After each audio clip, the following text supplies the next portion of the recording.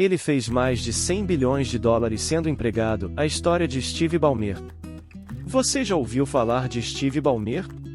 Será que é possível enriquecer mesmo sem ter o próprio negócio? Será que é possível ser muito rico trabalhando para outra pessoa? E será que é possível se tornar bilionário mesmo sendo um empregado? Apesar de incomum, o americano Steve Ballmer é a prova de que as perguntas podem ser respondidas com um grande sim. Ainda que seja uma exceção, Ballmer conseguiu não só o feito de se tornar bilionário como empregado, mas também conseguiu se posicionar entre os 10 homens mais ricos do mundo. Mas como isso foi possível? Como ele conseguiu um feito tão expressivo? Única exceção entre os 10 mais ricos, Steve conseguiu conquistar fortuna trabalhando para outras pessoas. E mesmo que a probabilidade de se enriquecer verdadeiramente seja muito maior como dono do que como empregado, Ballmer é um dos exemplos do chamado intraempreendedorismo, isto é, o exemplo de um empreendedor que atua dentro da empresa de outra pessoa. Esse tipo de empreendedor é pouco lembrado, mas é um grande exemplo de como podem existir visionários mesmo na posição de empregados, que conseguem levar empresas ao topo, sem se limitarem ao senso comum e às práticas seguras de ambos. Conseguiram não só marcar seus nomes na história, mas também fizeram fortunas significativas. Mas nenhuma outra foi tão impressionante quanto a de Steve Ballmer. Antigo CEO da Microsoft, Steve foi uma exceção não apenas nos resultados que teve, mas também nas escolhas que fez na carreira. Colega de Bill Gates na prestigiada Universidade de Harvard, ele teve a chance de ser um dos fundadores da Microsoft, ao lado também de Paul Allen, mas ele preferiu declinar o convite do amigo, e optou por concluir sua graduação em Economia e Matemática. Enquanto o amigo largou os estudos, Steve não só os conclui, mas também posteriormente fez um MBA na prestigiada Universidade de Stanford. Após a graduação na faculdade, novamente ele foi convidado por Gates para se juntar à Microsoft, que ainda era um pequeno negócio na época, cujos os únicos que trabalhavam de forma fixa na ocasião eram Bill Gates e Paul Allen. Contudo, Ballmer preferiu uma oportunidade mais segura e assim trabalhou por 2 anos na prestigiada Procter & Gamble. E foi apenas em 1980, quando estava terminando o seu MBA, é que ele se juntou à empresa dos amigos, se tornando o primeiro empregado contratado pela Microsoft, recebendo o imponente cargo de diretor de negócios da empresa. Porém, a entrada de Ballmer na empresa foi acompanhada por um mecanismo interessante usado pelas startups para garantir e manter grandes talentos. Além do cargo, se Steve Ballmer cumprisse uma série de metas, dentro de alguns anos, ele seria agraciado com participação acionária do negócio. Uma estratégia conhecida como vesting, em que há um acordo entre a empresa e o funcionário, e que garante ao mesmo tempo uma grande oportunidade para o empregado, e a segurança para a empresa de que somente estará conferindo ações ao funcionário se ele de fato provar o seu valor e a sua lealdade. Esse instrumento é bastante usado pelas startups mundo afora, e inclusive a viabilidade jurídica no Brasil. E no caso da Microsoft, o acordo era uma forma de não só motivar Steve Ballmer dentro da empresa, mas também uma forma de tentar garantir que ele não deixaria a startup para ingressar em outra empresa em busca de uma remuneração melhor. A estratégia foi extremamente beneficiosa tanto para Ballmer, quanto para a Microsoft. Desde os primeiros dias, Steve fazia parte das principais decisões da empresa e ele inclusive esteve presente na icônica negociação entre a Microsoft e a IBM em 1980, o grande acordo que fez com que cada computador da maior fabricante da época tivesse um sistema operacional da Microsoft instalado.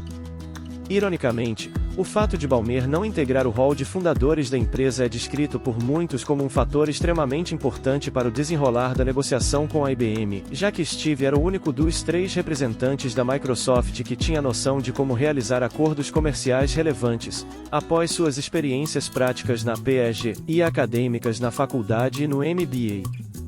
O acordo foi tão bom para a Microsoft, que gerava o pagamento de royalties para a empresa Bill Gates a cada computador vendido pela IBM. E o melhor, sem cláusula de exclusividade, o que permitia que o sistema operacional fosse licenciado também para outros fabricantes. Acordo que tornaria a empresa bilionária em poucos anos. Um dos grandes trunfos na negociação foi o fato de que o trio da Microsoft sabia que a IBM estava tendo problemas com o governo americano sobre supostas práticas de monopólio. E em troca de dar o pioneirismo na ocasião para a gigante, eles condicionaram o acordo à cláusula de não exclusividade para fugirem das acusações de monopólio. Argumento que deixou a IBM de mãos atadas, e que alavancou a Microsoft tempos depois. O episódio ilustra como muitas vezes, as empresas também contam com o brilhantismo de outras pessoas além de seus funcionários. E ao mesmo tempo, mostra que o trabalho de um empreendedor de sucesso não é apenas encontrar as oportunidades de mercado, mas também se cercar de pessoas tão ou mais inteligentes do que ele. E em alguns momentos, Steve Ballmer mostrou que era o elemento que faltava no time. Ele mesmo foi durante décadas a figura mais comunicativa da empresa, principalmente por conta da timidez e da discrição de Bill Gates e Paul Allen. E isso fez com que durante o crescimento da empresa, ele fosse designado para a área de vendas da Microsoft. E essa característica foi fundamental para que o empregado fosse o responsável por fechar vários acordos com diferentes fabricantes mundo afora, o que fez com que o faturamento da Microsoft fosse de 16 milhões de dólares em 1981, para 140 milhões de dólares em 1985. Um feito fantástico, considerando principalmente a dificuldade de comunicação e marketing da época. Por seu brilhantismo, em 1986, antes da abertura de capital da Microsoft na Bolsa de Valores, Ballmer recebeu cerca de 8% das ações da empresa. Uma excelente recompensa para seus anos de lealdade.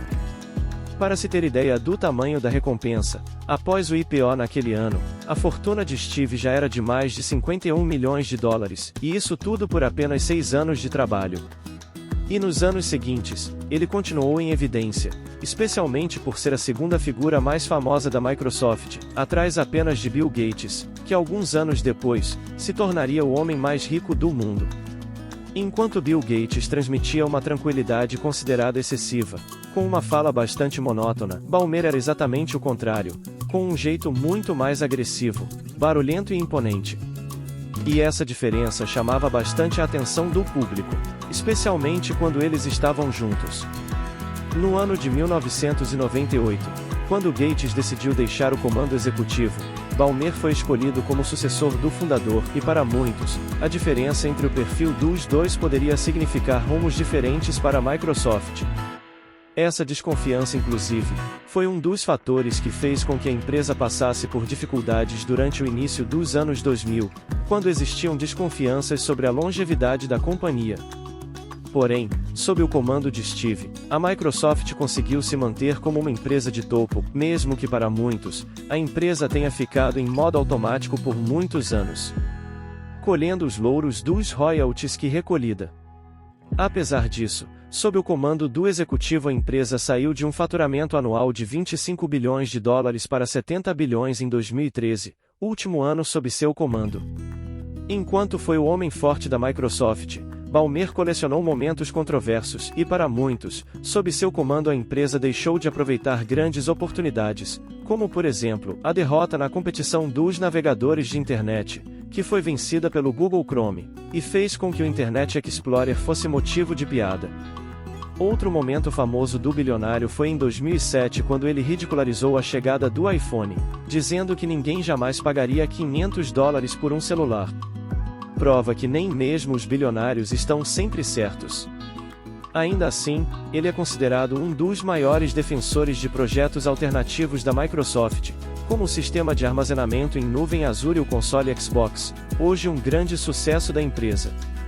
E as previsões do magnata não foram inteiramente erradas, já que em 2007, a Microsoft, sob seu comando, adquiriu uma participação acionária relevante em uma rede social que estava despontado no mundo, o Facebook. Dessa forma, além de aumentar a receita da empresa, ele também ratificou várias das iniciativas que iriam gerar mais caixa para a Microsoft tanto no curto como no longo prazo. E graças a essas apostas, ele também conseguiu aumentar o lucro médio da empresa de 9,4 bilhões de dólares em 2000, para 22 bilhões de dólares no fim de seu mandato. Cansado do dia a dia, Ballmer se aposentou em 2014, passando o bastão para o executivo Satya Nadella.